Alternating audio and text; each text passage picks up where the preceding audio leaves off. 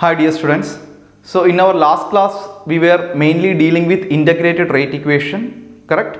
Of the first order we have seen, second order we have seen, then I have told you for second and third order we have a general equation. From that you need to identify the equation and do it. Okay. So I hope you remember for zeroth order and first order we have derived it, and the equations, half-life period we have learned. So like that the equations we have learned. Now we are going to explain a concept, like the topic is the effect of temperature on the reaction rate. So what is the effect of temperature? So until now we have learned the effect of concentration of reactants, correct? So we know that concentration of the reactants, based on the concentration of the reactants we say first order, second order, like that, correct? So here now we are going to discuss the effect of the temperature on the reaction rate, whether the reaction rate increases, decreases, all that we need to discuss here. So generally speaking, very simple, the rate of a chemical reaction increases as the temperature increases.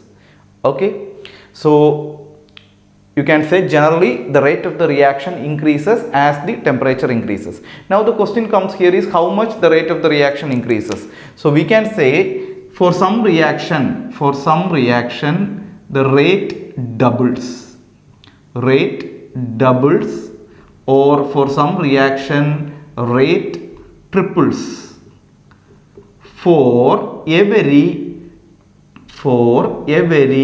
10 Kelvin rise in temperature. So that means if you have a temperature say T Kelvin, so at that T Kelvin you have a reaction rate is there, some value. Now you think like you have increased the temperature some 10 Kelvin more, so that means T plus 10 Kelvin. So what happens? Either based on the type of the reaction, the rate of the reaction becomes 2 times the initial rate, or it can become 3 times the initial rate. Now I am going to explain why it is like that. Okay, this is explained based on a graph that is called Maxwell's Boltzmann distribution curve. Very important. The name of this graph is Maxwell Boltzmann distribution curve.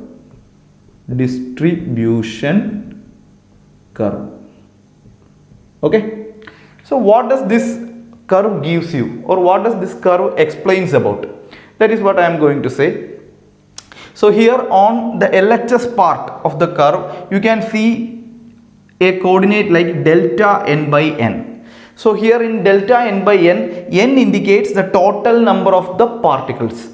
Delta n means the fraction of the, out of that some amount of particles. Okay, out of the total some amount of particles. Okay, so delta n by n, it represents a fraction of particles. Okay, now this x-axis indicates the energy of these particles. So that is energy of the particles in the x-axis. Now what does this graph indicates? You can see two graphs have been plotted here. One graph in blue color and other graph in red color, in black color. So the blue color graph was plotted at a temperature T Kelvin. So what you have plotted here? So here what you have done here is you have increased the energy of this delta n by n fraction of the particles. Now when you are increasing the energy, you could see the fraction of the particles getting increased, correct? It is getting increased, and again you are increasing the energy, now you could see the fraction of the particles going down, correct? So it is decreasing like this. Now we say, or we define a term that is called threshold energy. It is called ET. So what is this threshold energy? Very important. So please note the term threshold energy. Threshold energy, that is ET.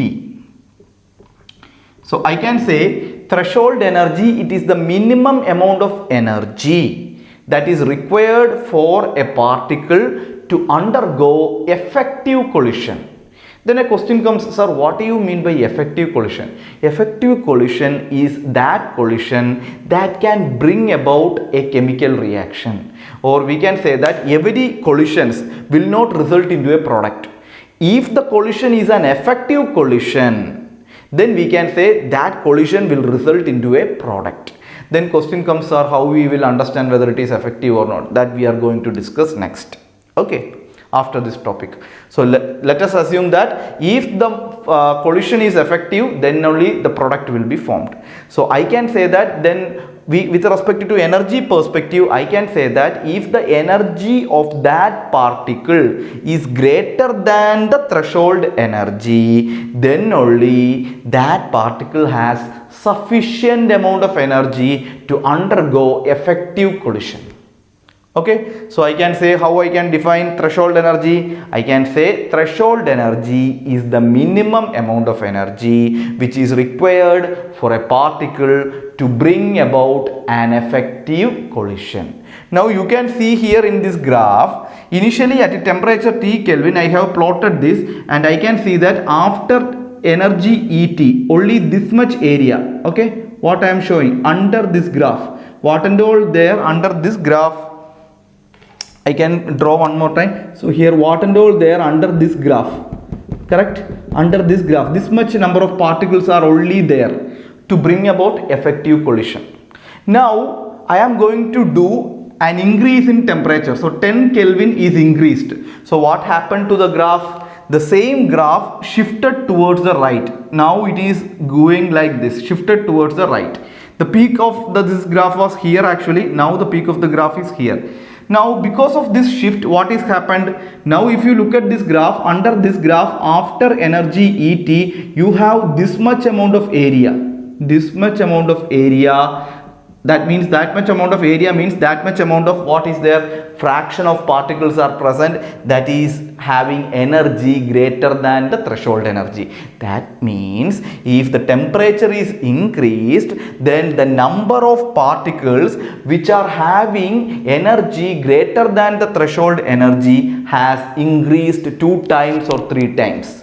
That is what initially I have told. The rate of the reaction is getting doubled for every or triples for every 10 Kelvin rise in temperature. The graph also shows that, because the graph is giving you an idea the total number of particles which are having energy greater than the threshold energy. And I know that if a particle has an energy greater than the threshold energy, then only it will undergo effective collision or the reaction will proceed, thereby the rate of the reaction increases. Understood?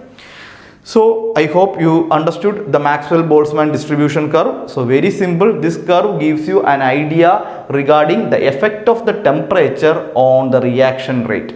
So how it gives is like on increasing the temperature, you can see the curve is shifting towards the right. Thereby you can see that more number of particles are having energy greater than the threshold energy, and if more number of particles have energy greater than the threshold energy, then those number of particles can undergo effective collision, thereby the reaction proceeds fast or the rate of the reaction increases. So very important, the understanding of this concept.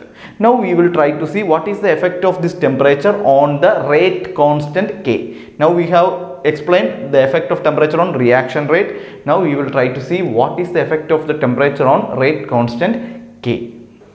Okay, so next we are going to discuss the effect of temperature on rate constant. So I should answer this by saying that who studied the effect of temperature on rate constant? It is a scientist called Arrhenius. Okay, so it is a scientist called Arrhenius. So this is also called Arrhenius equation. Very important. Okay, so sometimes they may call it as they may ask you to explain the effect of temperature on rate constant, or sometimes they will ask you to explain Arrhenius equation in school exams. But in entrance point of view also this is very important actually. So what is this Arrhenius equation? Okay, so we can say Arrhenius, he related the rate constant K, okay, the rate constant K with what actually? The temperature. So he multiplied by a factor called frequency factor, that is A, with e raised to minus EA by RT. So here T is the temperature and rate constant K you can see here. Now what is EA here? EA represents the activation energy, or we can say the energy required for activation, okay, activating a chemical reaction. Okay, so many students have a doubt here, sir, whether this energy of activation is different from threshold energy. Exactly, it is different. Threshold energy is the minimum energy required for a substance to undergo, or a reactant to undergo effective collision. Now after threshold energy, it should have another energies, or it should gain more energy to reach the energy of activation. Okay, understood? So K is the rate constant. A is called Arrhenius factor or frequency factor. Here the frequency factor as well as the energy of activation varies between different reactions. So these values are specifically based on the type of the reaction, and R is the gas constant and T is the temperature in Kelvin. Very important, here the temperature is in Kelvin. Okay, now let's see here.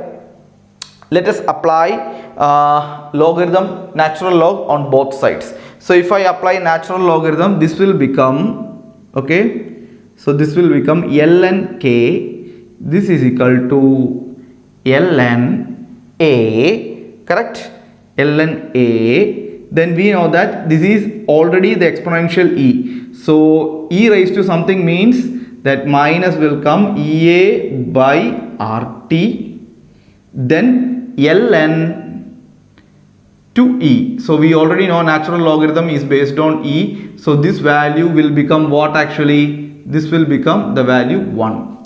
So what is the equation? ln k is equal to ln a minus ea by rt.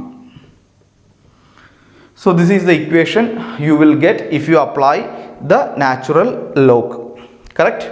Now convert this to log, that means to log, that is based on the value 10. So if you convert this to log, it will become log k is equal to log a minus ea, okay, minus ea by 2.303 rt. Okay, so you should remember these two equations, so I will put these two in box. Very important. So one is in natural log and other is logarithm based on 10. So these are the two equations. So they can say this is the exponential form of Arrhenius equation. So either they can ask you this is the exponential form and this is based on natural log and this is based on the log value. Now let us compare the rate constant k for two equations. So for two equations, this value, or we can say at two temperatures. So at same reaction at two temperatures. In that case, what will happen? One temperature will be T1 and another temperature will be T2. So at T1 there will be one rate constant K1, and as the temperature increases, again the rate constant changes to K2. And let's compare how the equation changes. Okay. So I hope these equations you can note down. Now we are going to compare or we are going to derive an equation based on two temperatures T1 and T2 and its relation with the rate constant K. Okay. The same Arrhenius equation I am going to write it for an equation at two different temperatures. So sometimes usually they will ask questions like that. Okay, let's see that. Okay. So here when I am going to do that, let us write if K1 and K2, let me write if K1 and K2 are the rate constant of the reaction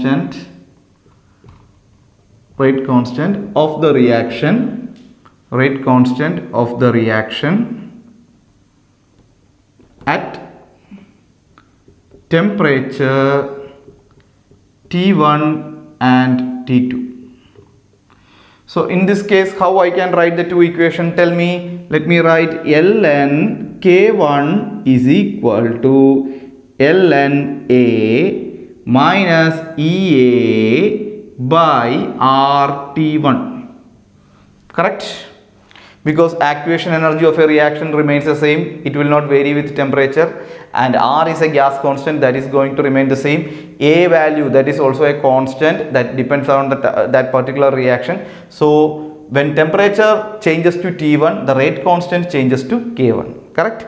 Now the same equation I can write it for another temperature T2. So this will become ln K2 is equal to ln A minus EA by RT2, correct?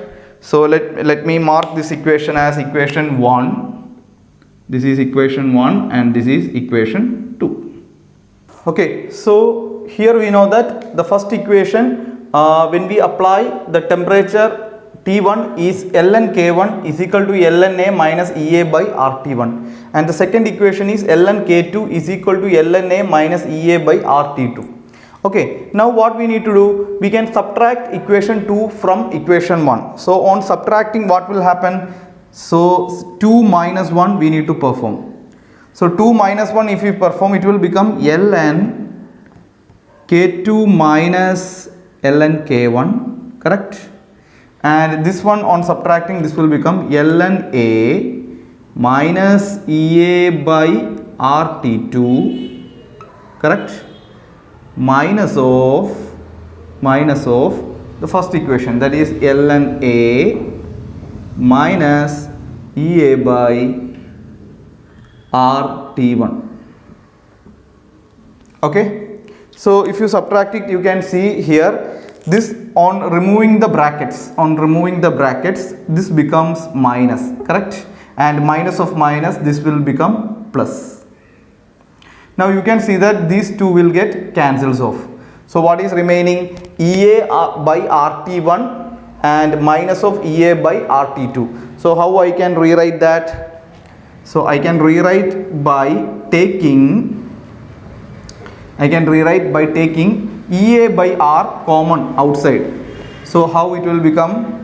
You can see EA by R, I am taking it outside, and in the bracket you could see 1 by T1 minus 1 by T2. Okay.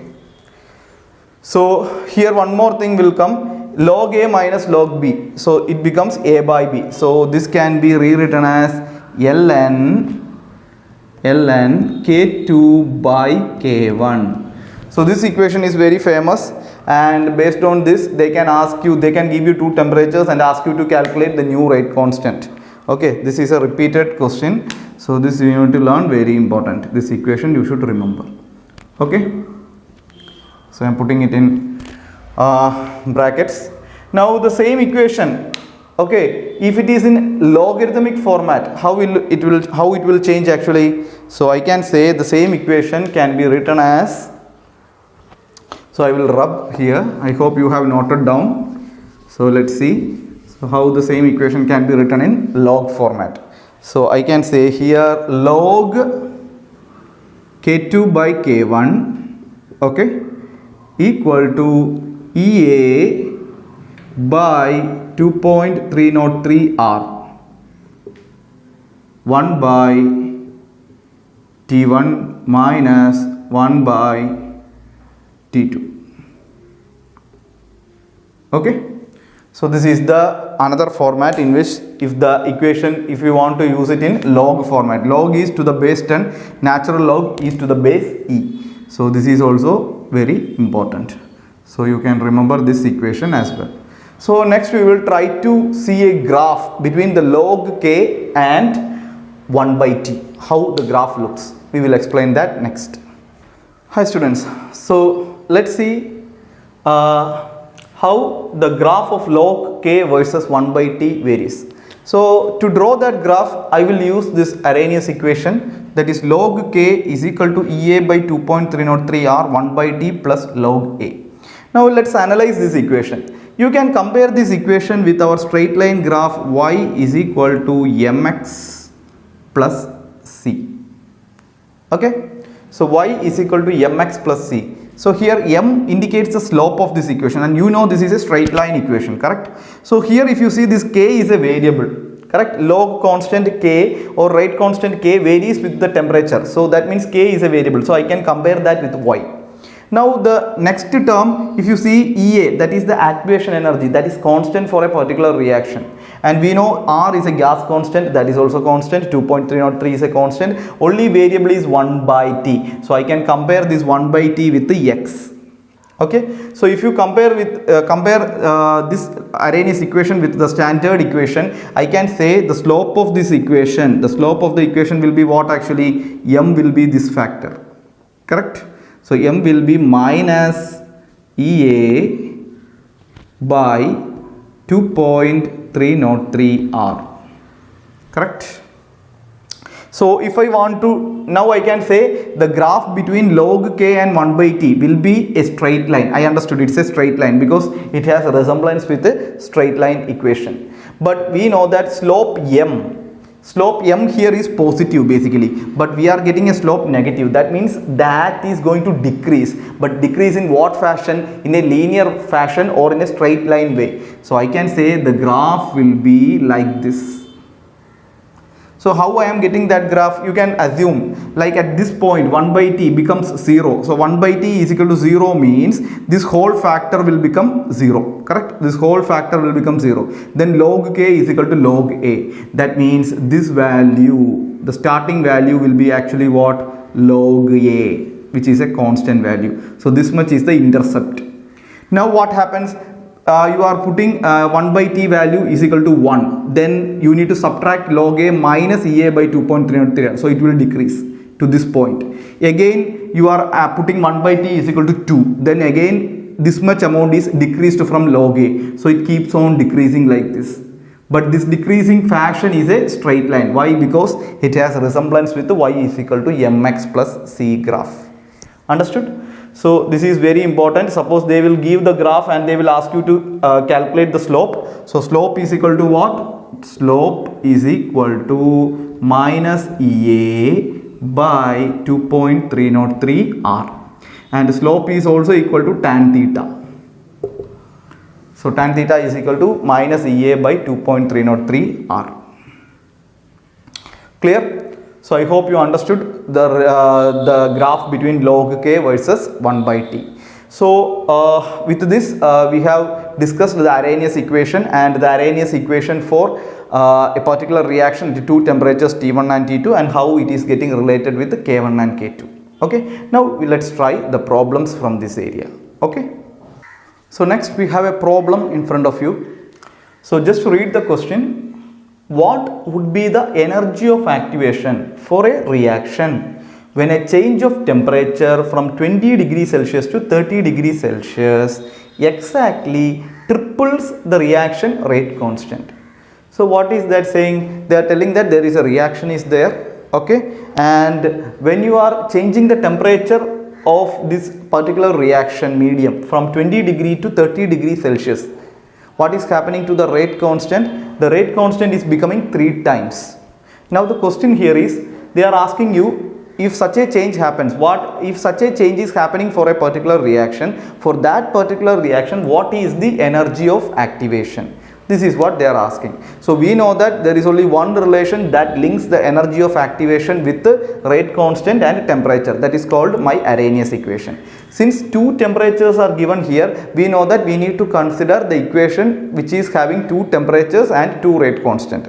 So we already know that equation, we have learned it. So let's say the first temperature. Here most important thing here is the temperature should be taken in Kelvin. So 20 degrees Celsius means how much is the Kelvin? 293 Kelvin. And the next T2 temperature is 30 degrees Celsius. So 30 degrees Celsius means how much it will come? 273 plus 30. So 273 plus 30 is, we know it is 303 Kelvin. Correct? 293 Kelvin and 303 Kelvin. And we know that the rate constant K1, let's say it is K. And what happens to the rate constant K2? K1 is at temperature T1. So K2 is the temperature at T2. They are telling it is becoming triples. So it becomes 3K. Correct? Now we will apply this data into where actually? Into the equation. So let's say log K2 by K1 is equal to, please remember the equation, EA by 2.303 R 1 by T1 minus 1 by T2. So this is the equation, correct? Now let's say we know K2 and K1. So let's substitute log 3K by K is equal to EA, we need to find it out, 2.303 into gas constant. What is the gas constant value? 8.314. So 8.314 bracket 1 by T1. What is T1 temperature? 293. Okay. Minus 1 by 303 Kelvin. Correct? Okay. Now let's do it. This will become log 3. Correct? So this is EA by, let me approximate it, 2.3 into 8.3. So what value will it become? We can say it is approximately equal to 8 into somewhere around 2.5. So, or we can do it 2.3 into 8.3. So it will come around approximately, I can say, okay. So 9, 6, 24, 2, 8 into 2, 16, 18. So 9, 10, 9, 19 point something it will come around. So I can rub that. Even you can approximate it. So usually how I approximate it is I will decrement one value. 8.3 becomes 8 and 2.3 becomes 2.5. So I will do it 8 into 5 by 2. So 40 by 2, approximately 20 it will come. But we are getting around 19. Okay. 19. So this you can cross multiply. So 303 minus 293 by 293 into 303. So you can calculate it. What is the log 3 value? So log 3 is approximately what value it will become? Log 3 is 0.4 range. Okay, so you can substitute 0.4 here. So if you do this, EA it will come around 81100. Please do it and ensure that you are getting this 8110 joules or 8110 joules, or we can divide by 1000 and say 81 kilojoules. Okay, 81 kilojoules per mole since it is EA. So this is the answer for this question. So log 3 is approximately, it will come around 0.4, I hope. So this you can 303 minus 293 you can do it, then you can cross multiply it and divide by 19 or 20, then you will get this particular value. Okay, let's see the next question. Okay, now let's go through the next question.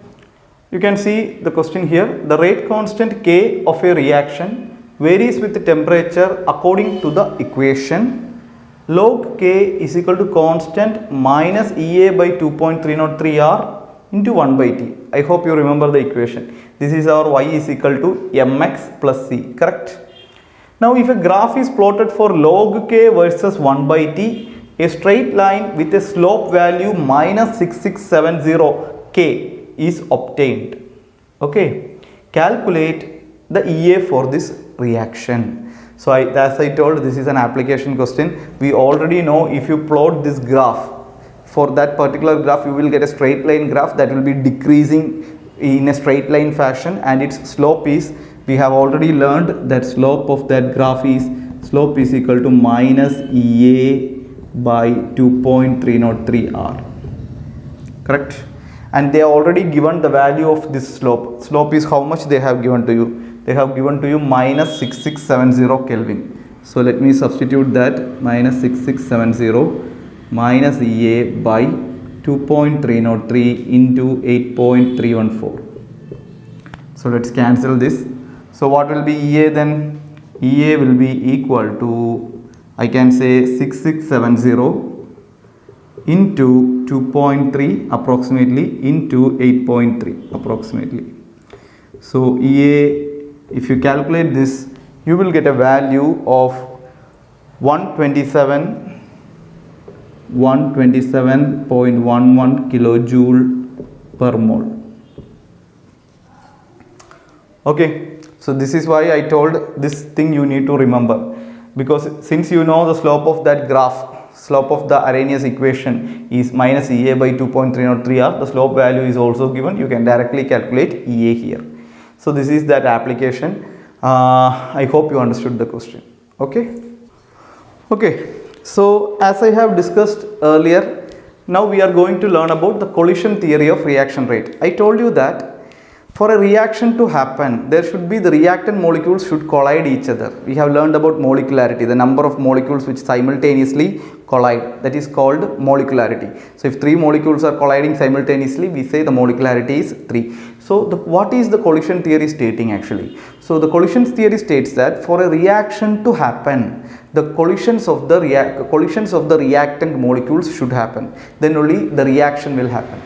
Then the question here is whether all the collisions will result in a reaction, whether all the collisions will result in a product formation. No, that is what very important. So you can understand, like during a reaction, reactant molecules collide with each other, but all these collisions are not effective. So what happens if the collision is effective? If the collision is an effective collision, the bond breaks and new bond formation will happen. For example, I can introduce you a factor that is called collision frequency. What is it? Collision frequency. So this is represented by the letter Z. So if you say this collision frequency, if you define that, it represents the number of collisions taking place per second per unit volume in a reaction mixture. That is called collision frequency Z, and the value of this Z will be varying like 10 power 25 to 10 power 26 for what sort of reaction? For a gaseous reaction. Okay, for a gaseous reaction, this is the value of the collision frequency. And as I told, all the collisions are not effective. Then we need to say which collisions are effective collisions, or how we can say whether that collision is effective or not. 2 conditions are there. One is the energy condition. One is called energy condition. So we say the molecules or the fraction of the molecules which possesses an energy greater than what? Greater than the threshold energy ET. Then if those fraction of molecules are undergoing collision, then that will be effective collision. Then one more condition is the criteria is there, that also needs to be followed. That the second criteria is called orientation, proper orientation. So how the orientation? For example, let me draw a diagram, then you will understand that. Think like there are 2 reactants X and there is another reactant Y. Okay, so this is undergoing collision. So this, I can say these are properly oriented. So after collision, what will happen? So you will get X, Y, one molecule, another XY. So I can say this is a proper orientation. Okay, but let us assume, for example, the molecules are oriented in another way. For example, let me draw another diagram, then you will get a clear picture. So suppose the molecules are oriented in this way, XX plus YY. So I can say these are improper orientation. So in this case there will be no reaction. Okay, there will be no reaction.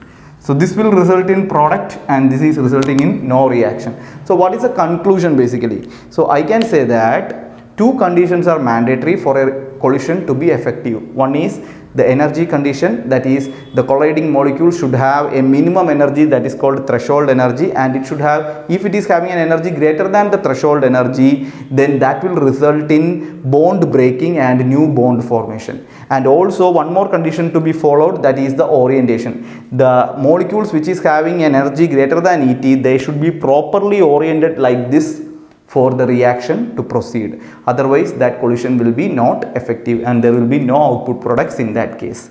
Now as a result of these 2 criteria, so I can formulate an equation saying that the rate of the reaction of the reaction is proportional to collision frequency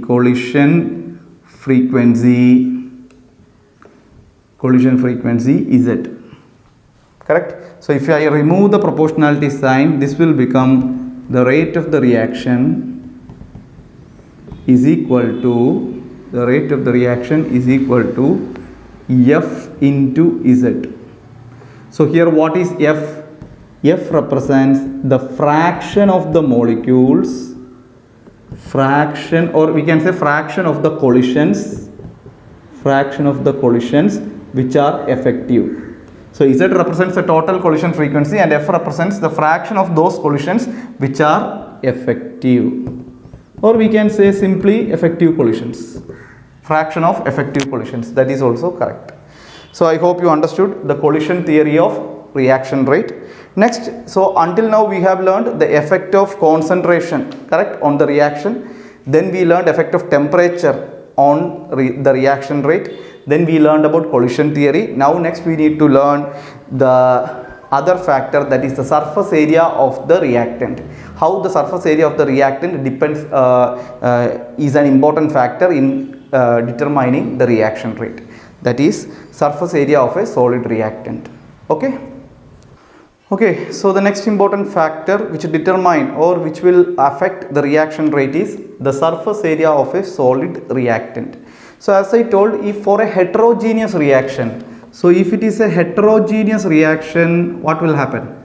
If it is a heterogeneous reaction, that means the reactant molecules will be solid with the gas. Understood? It will not be gas alone. So in those cases, for heterogeneous reaction, the rate of the reaction will be proportional to surface area of the solid reactant. So why we say that? Because if the surface area is more, then the rate of the reaction will also increase. We can have some examples. For example, think like you have a piece of wood. If you are trying to burn that wood, will it burn fast? Of course not. But if you make it shavings, for example, you know the carpenter's tool. With that you can take shavings of this wood. There will be small surface area of that wood will increase. Then the same thing, if you try to burn it, it will burn fast. Why? Because the surface area of the solid reactant increased. Similarly, for example, if you take a piece of charcoal and try to burn it, it will not burn fast. But if you put it as a charcoal powder, then the surface area increased. In that case, if you try to burn it, it will burn like anything. So all these points indicates that for a heterogeneous reaction, the rate of the reaction is proportional to surface area of the solid reactant. And there is also one more important factor, that is exposure to radiations.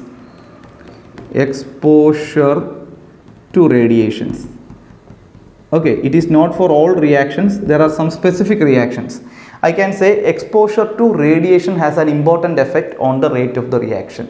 Why we say that is, there are certain reactions which will absorb energy from a particular frequency. Then only the reaction will proceed. For example, photosynthesis. We know that we have photosystems 1, photosystem 2 that will absorb energy from a light of particular wavelength. So those particular reactions which will happen in the presence of light, they are also called photochemical reactions, and exposure to radiations have an important effect on the rate of the reaction, because these particular radiations which has a particular wavelength, and that particular wavelength, if it is provided for the reaction, then only it will absorb the energy and the reaction will proceed. Okay, so I hope you got a fair idea regarding the factors which depend upon which are depending on the reaction rate. One is the effect of concentration that we have learned in detail. Okay, you remember the rate law, everything we have explained. Then the effect of temperature on the reaction rate. Then the effect of temperature on the rate constant we have learned. Then the third factor, that is the surface area of the solid reactant, we have discussed. Then comes the exposure to particular radiations. Now the last factor that is governing the reaction rate is the effect of catalyst. That is what we are going to discuss next. So let us discuss the last topic in this chapter, that is the effect of catalyst on the reaction rate. Very important, the catalyst can be of different types, positive catalyst as well as negative catalyst. Now we are talking about a positive catalyst. Positive catalyst is someone which will increase the reaction rate. Oh, okay. Negative catalyst can decrease the reaction rate. Now please believe that for all the chemical reactions catalyst is not required. For some reactions catalyst will be helpful. So next question here is how the catalyst will increase the reaction rate. So as I have told, there are two types of energy. One is the minimum energy threshold, and thereafter we told energy of activation. So threshold energy is the minimum energy that is required for an effective collision. Energy of activation is the energy after the threshold energy which is required for the reaction to proceed smoothly, or we say for the reaction to begin immediately. That is the most correctful term.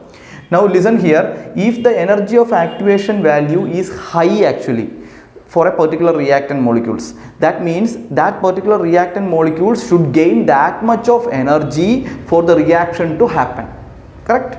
Suppose you think like this energy of activation is less, in that case threshold energy will also be very much less. In that case the reactant molecules need only very small amount of energy for the reaction to begin. Now I can say reaction rate can be increased by decreasing the energy of activation. So if somebody who is helping a reaction by decreasing the energy of activation, then that molecules need only very small amount of energy for the reaction to proceed. Then that reaction will proceed very fast and it will get completed. So here is where the catalyst, the positive catalyst, play a very important role. This catalyst, it will increase the reaction rate by decreasing the activation energy. Now you could see this graph here. For a normal reaction without a catalyst, you need from here to here this much amount of energy of activation is required for the reactant molecules. But when you are using a positive catalyst, the energy of activation is decreased. Now the graph is looking like this. So by acquiring this much amount of energy itself, it is able to start the reaction and proceed with that. So this is how basically a catalyst helps to increase the reaction rate. Okay, so some books also says that catalyst will also increase the Arrhenius constant. Okay, you know the Arrhenius constant also, correct? So that will also, it will also affect that. But major book says that the major thing is it will decrease the activation energy, thereby helps the reactant molecules to undergo reaction very fast. So I hope you got a fair idea on the effect of catalyst. Now we have completed almost all the theory topics of this chapter, chemical kinetics, and we will do more problems from AIMS, IIT JEE as well as others for your sufficient practice. If you have any doubt in any of the theory topics of chemical kinetics, please feel free to put the same in the doubt clearance group. It will be a feedback for me, then I can take that topic in a much better way, or I can give one more lecture to explain the same. Okay, thank you for your patient listening.